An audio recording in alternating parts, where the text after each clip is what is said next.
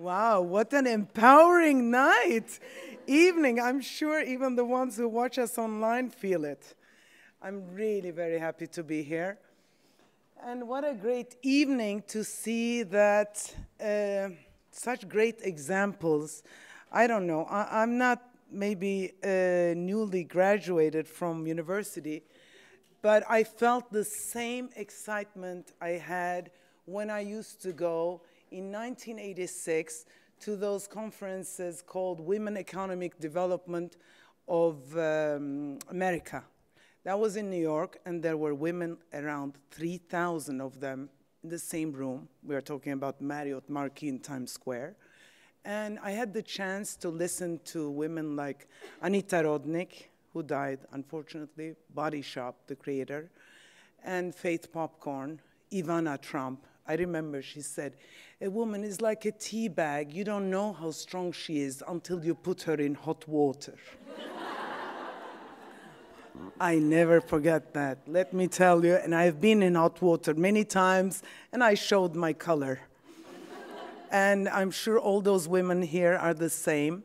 And it's really wonderful to hear such success stories. I don't know, I feel so, it gives me a certain excitement, and I feel so empowered.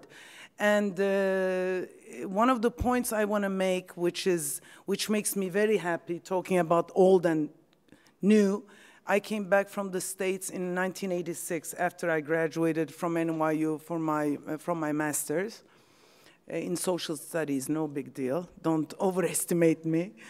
But, and I had started my entrepreneurship there, but I don't want to go into that. It's boring to me. I repeated it too many times. I just sold belts, and I was successful, and that's it. And when I say sisterhood, this is what it really symbolizes it for me. I was in a panel with Elif Shafak, who wrote Love and many other books, as you know. And then she mentioned it in the book, what I said in that panel. I think that the thing that is missing much in Turkey, unfortunately, is the sisterhood. I don't think we have enough sisterhood. And, but from 1986, now I see that this is here just now. To be here is a big example of sisterhood, and it's a big change. Women should not fear other women. I always think and say there will be always, but always, a prettier looking, a richer, and one that has a better husband.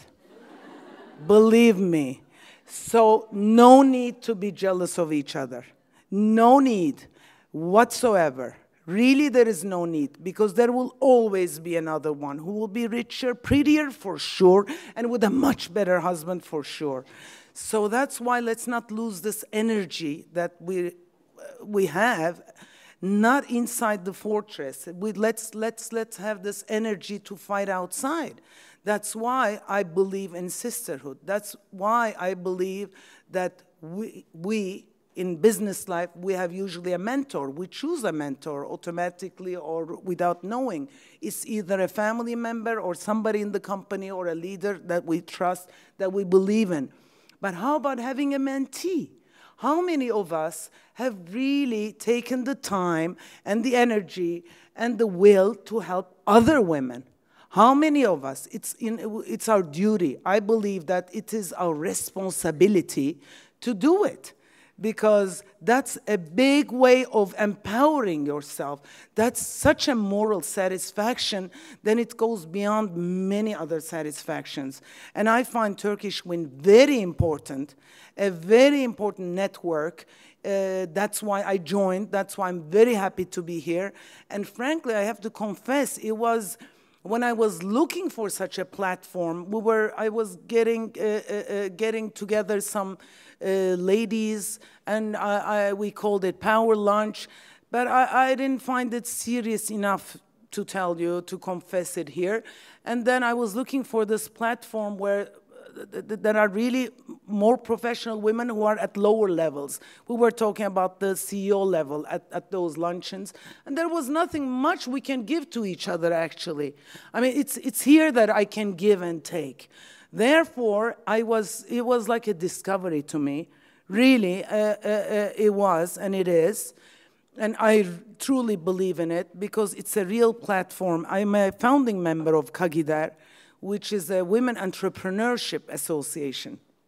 But the bylaws say that we cannot take professional women. And I believe that professional women represent a much bigger power today in Turkey.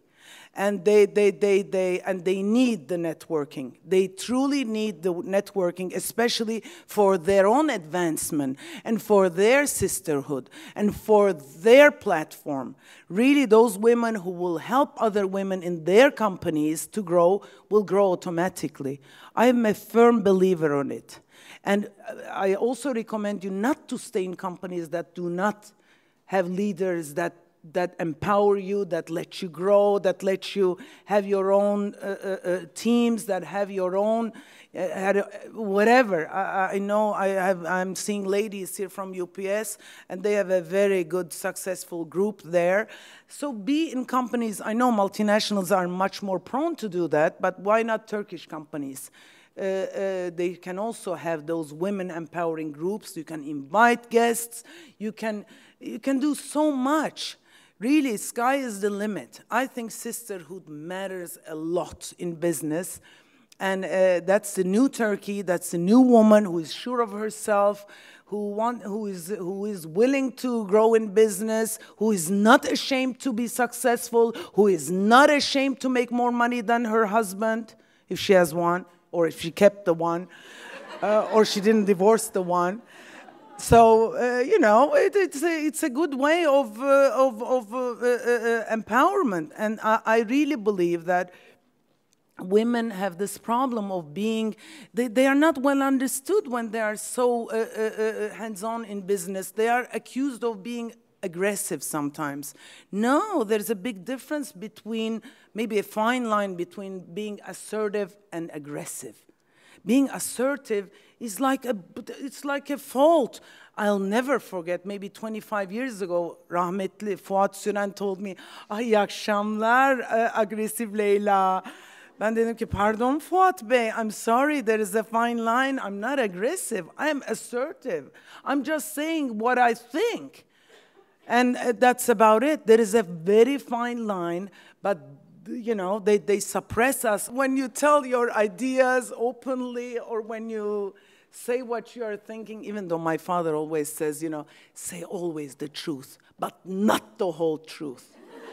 And I always tell the whole truth, unfortunately. I cannot hold it to myself. That's the problem I have. Anyhow, so I really believe in being assertive.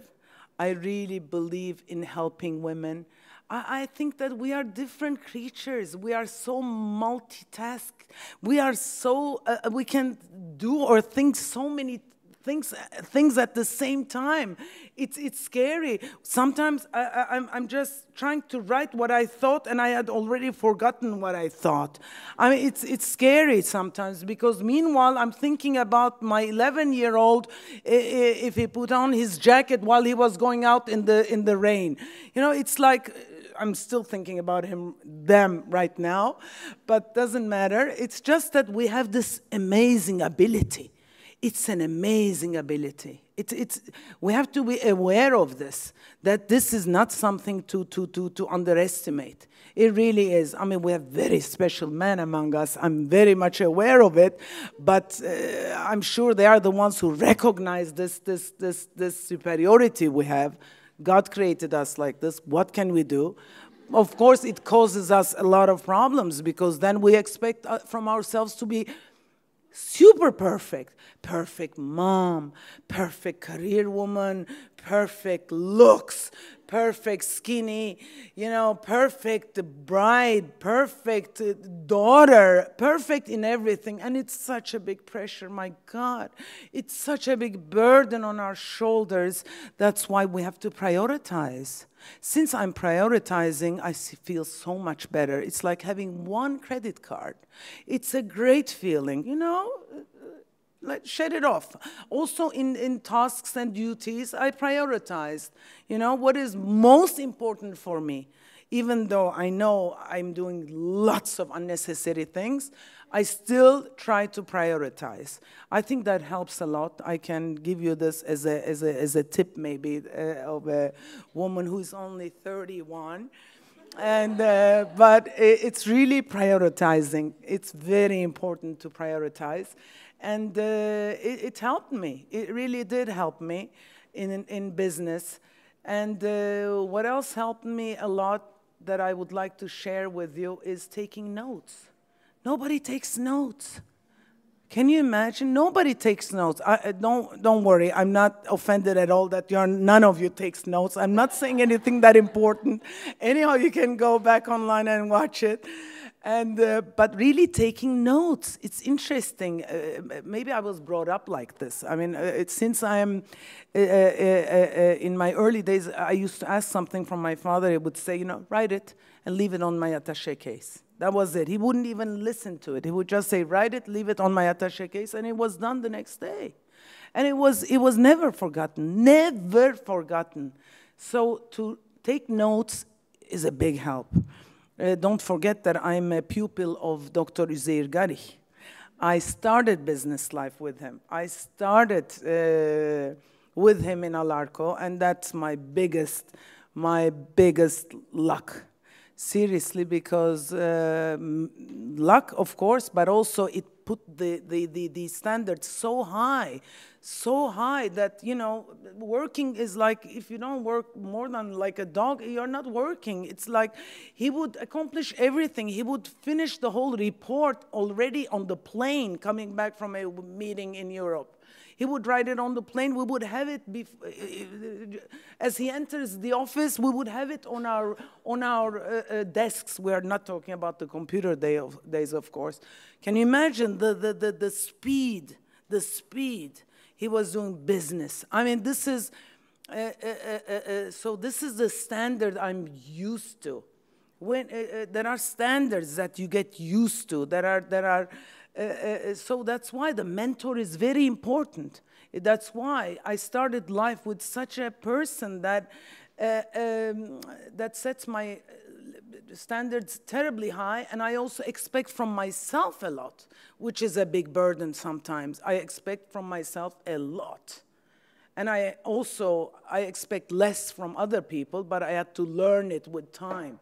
Of course, when I became a mother, I started to cool it and to become softer and to understand that, not everything has to be in 0 time.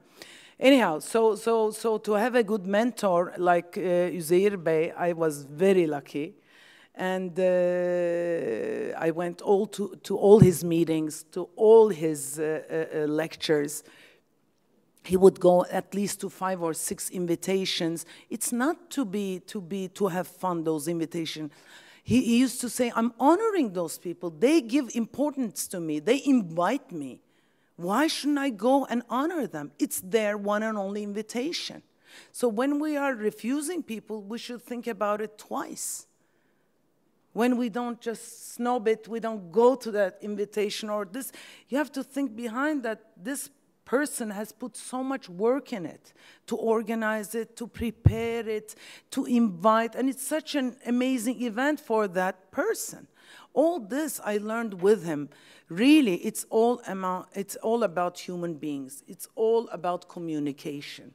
It's all about having empathy. It's all about that.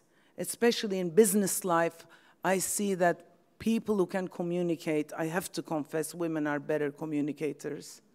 Really, they are much better communicators. And it facilitates life. It really makes life much easier, and it's a great way of not dragging things, of being in touch and being good communicators. But I would like to see women communicate more. We have no more excuse with Twitters, Facebooks, even though I'm not on Facebook nor on Twitter. What a shame on me, but I'm only 31. That's why, maybe. And so I think there is no excuse for not being communicative anymore. There is no more excuse. So for those who feel like they should become, not they should, they would like to be an entrepreneur one day, or those who want to stay in the corporate world, which is perfectly fine, if you ask me. It has its own challenges. It has its own advantages and disadvantages. But I just want to make sure that women do not feel that they have to have children. They have to get married.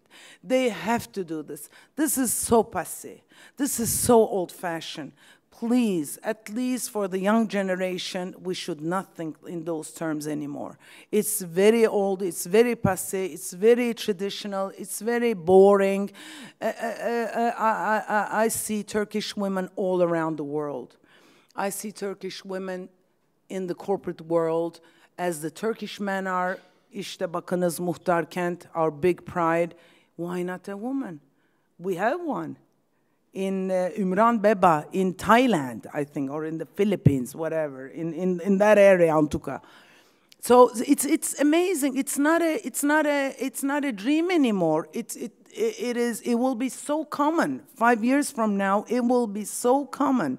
You will have guests here passing by Turkey during their visit on a board meeting, and who will come and make such talks, inshallah. With those good wishes, I say thank you for listening.